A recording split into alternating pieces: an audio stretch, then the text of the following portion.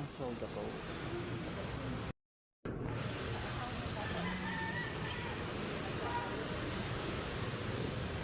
Ito yung Shorthorn location ng bangko. Naka-apply ng isang ATM, nakapila kami para mag-withdraw ng cash.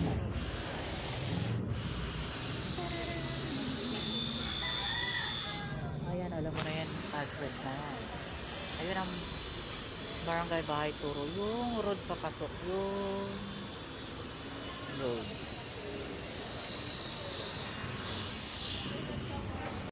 Sa BPI's offline ang isang ATM, nakapila kami sa Shorthorn Bahay Turo.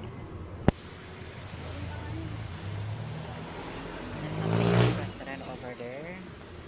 Ano ba